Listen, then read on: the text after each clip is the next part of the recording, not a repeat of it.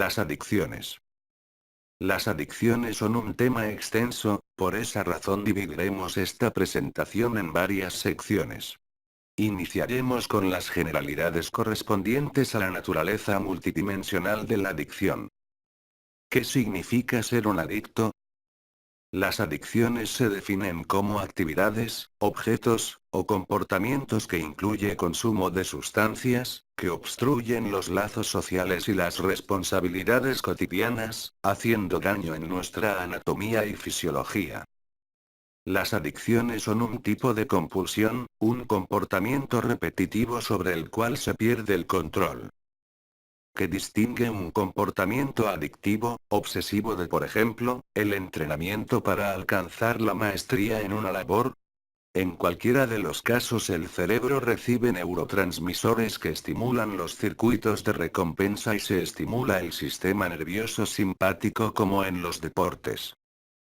Una respuesta a esto involucra la conexión que ocurre entre los comportamientos adaptativos y la recompensa.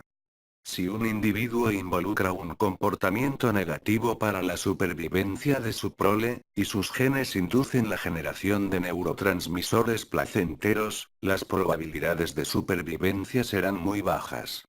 Es como pensar en ratas que experimentan placer en observar el rostro de una serpiente, simplemente no funcionaría. Los comportamientos adaptativos como la ingesta de alimentos con alto contenido calórico, la reproducción sexual, la victoria en combate contra competidores y depredadores, o la mera expectativa durante la caza. Se refuerzan si están enlazados a neurotransmisores relacionados al placer.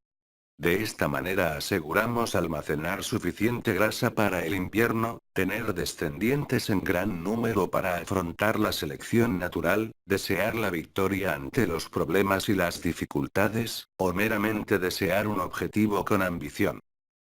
Un comportamiento adictivo que mejora la integración del individuo con su sociedad, que mejora su respuesta ante sus responsabilidades cotidianas, no se lo considera adictivo para nada.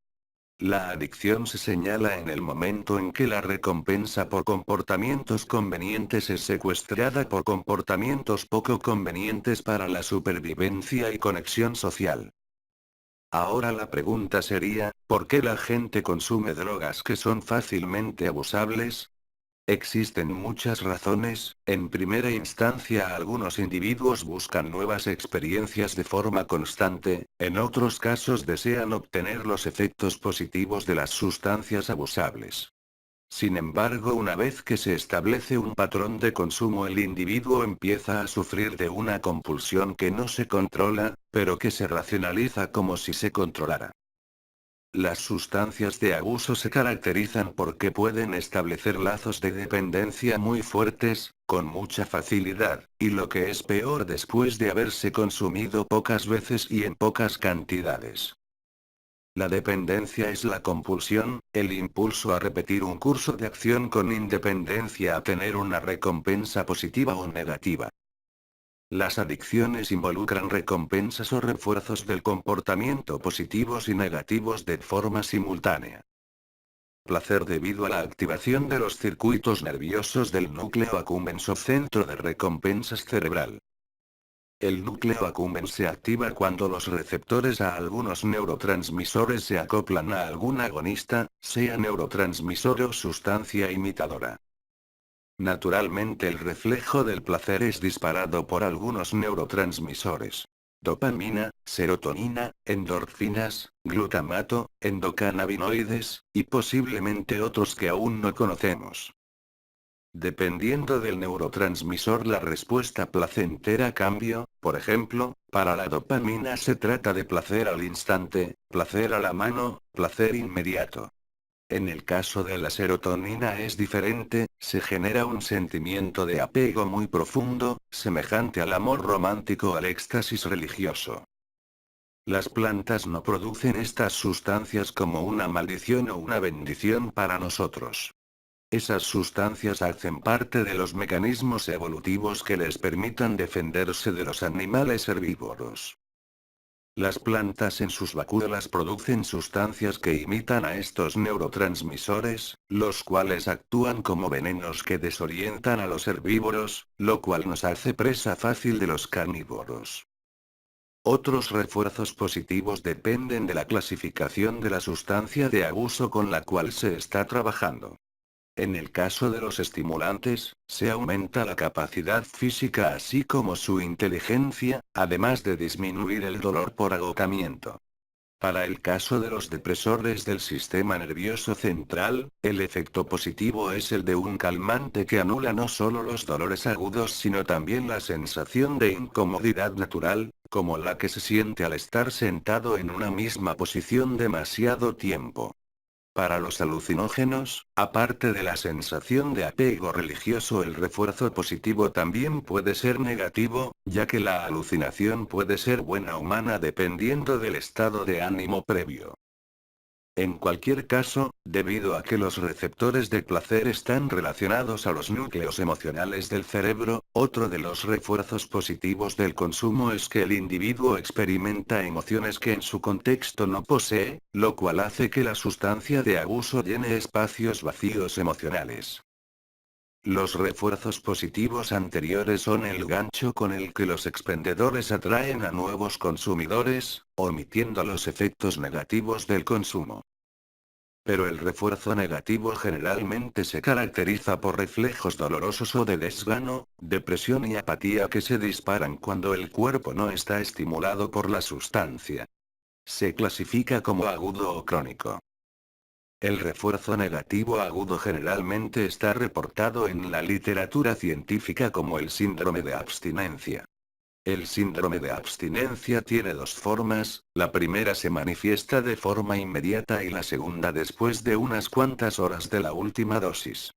En la forma inmediata varios nervios del cuerpo parecen desconectarse, especialmente aquellos relacionados con el movimiento cardíaco y el movimiento pulmonar, lo cual trae como consecuencia el paro cardiorrespiratorio. Esto es típico de las sobredosis, y no falta ser un genio para saber que es potencialmente mortal.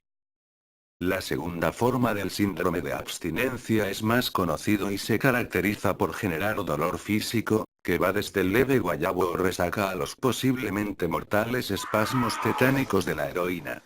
Dichos espasmos tetánicos son muy dolorosos, para un observador no entrenado pueden asemejarse a lo que se interpretaría como una posesión demoníaca. En algunos casos el dolor puede llegar a ser mortal. El síndrome de abstinencia puede tratarse a suministrar paciente una sustancia del mismo tipo a la cual es dependiente, pero que poseen una intensidad inferior. A medida que transcurre el tratamiento se cambia sucesivamente a sustancias más débiles, pero siempre del mismo tipo, de modo que el síndrome de abstinencia no se manifiesta en toda su intensidad. Sin embargo, el hecho de que existan tratamientos para el síndrome de abstinencia en su forma aguda no deben engañarnos, el consumo de las sustancias de abuso deja cicatrices irreparables en el cerebro, las cuales contribuyen a un refuerzo del comportamiento dependiente a muy largo plazo, en otras palabras crónico. El esfuerzo negativo crónico es permanente, y lo podemos clasificar en dos categorías muy relacionadas. 1. Fisiológico, 2. Psíquico. El refuerzo negativo crónico que depende de la bioquímica de la neurona o de la biología del tejido nervioso se llama anedonia. La adicción destruye la capacidad de estar bien, sentirse bien u obtener placer por medios naturales. Esto se debe a que la neurona degrada los receptores para los neurotransmisores del placer como la dopamina y la serotonina. O simplemente era que el tejido es destruido. Al final ni siquiera acciones tan placenteras como comer chocolate o realizar el acto sexual provocan respuesta dopaminérgica sin la ayuda de la adicción misma. Tanto el síndrome de abstinencia como la anedonia son fisiológicos, no defectos de la conducta. Nuevamente, dependen de la bioquímica de la neurona o la biología del tejido nervioso. El problema, es que en el tejido relacionado con la dopamina y la serotonina también está relacionado con las emociones del individuo, lo cual induce a un refuerzo negativo crónico de índole psicológico. Como ya vimos durante el capítulo del sistema nervioso, los neurotransmisores de la felicidad se liberan con actividades placenteras o lazos sociales firmes. Un individuo con pocas actividades placenteras y lazos familiares disfuncionales busca con desespero algo que llene el vacío. La adicción surge como ese salvavidas, que al arrebatar los pocos espacios de felicidad normal se convierte en el único espacio de felicidad del individuo, lo cual induce las famosas recaídas. Una recaída se caracteriza porque el individuo, a pesar de encontrarse limpio, aún siente el anhelo de consumir la sustancia. Debido a esta multidimensionalidad, la corteza cerebral se ve abrumada por los núcleos de procesamiento de las emociones.